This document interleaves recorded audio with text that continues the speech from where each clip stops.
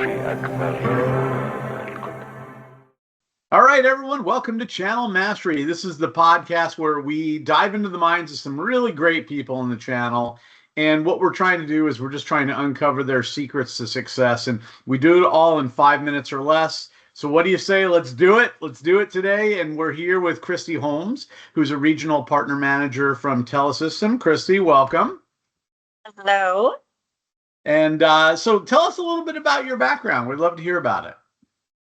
So I have got a diverse background, I'll say. So I started in the industry about 23 years ago, and that was really from a combination of, it was Deltacom, Earthlink, Windstream, different mergers. But during that time, I held a lot of different roles, right? So I worked in 911 when I started, activations, went into sales.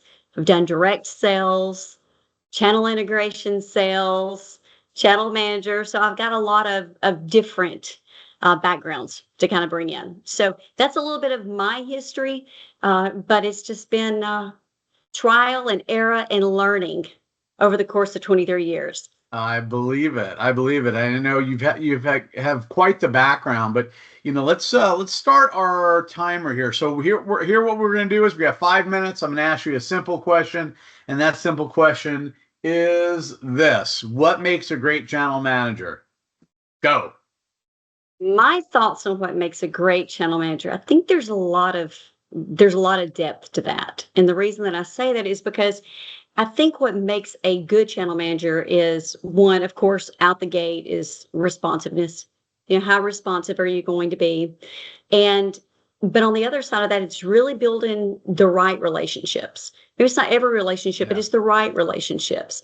And it's really kind of digging in and understanding, the partner, understanding their goals, their directions. I mean, what has happened over the course of time with them to start really kind of diving in and building, that relationship. And then I think it takes a lot of organization. So I think you need to be organized and understand what you've done, what you could shift or change, so that you can really push the needle forward. So I think a lot of organization is a big part of it, and making sure that, again, you're doing all the things that you need to. You're being responsive, and also just that prod, and to remember to build that relationship, and don't forget the different individuals that's out there, because it's great to have one conversation. But then you got to keep building that conversation. You got to keep moving it forward and really make yourself be an asset. So I'll tell you one of the things that I do, and Ira, this is one of the things that you had said. Find that secret weapon, whatever's your secret weapon, right? And I think that's brilliant, because it made me sit back and start thinking, like, what is that secret weapon that I feel like maybe is something that I can bring to the table? And I think for me, because I've held so many different roles, but I've also been in direct sales, working on large, enterprise accounts, it lets me look at things through a different lens. Yeah. So I feel like I can bring that into the partner to say, okay, if this is the direction that you're going, let's talk about some questionings. Let's talk about what might be going on in that vertical.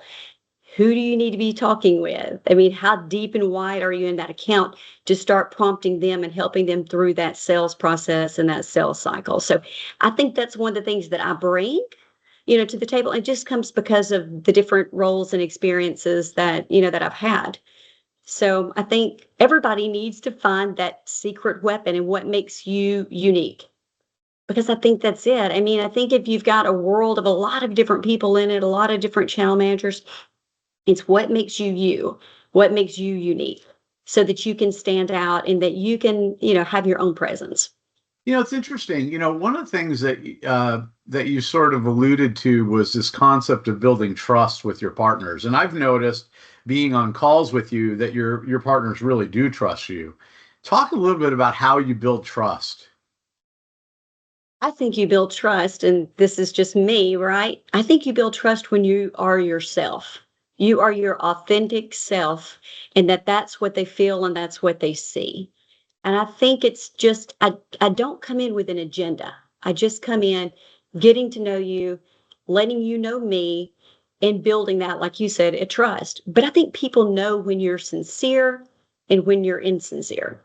So that Yeah. is for me, I think you always need to be very authentic.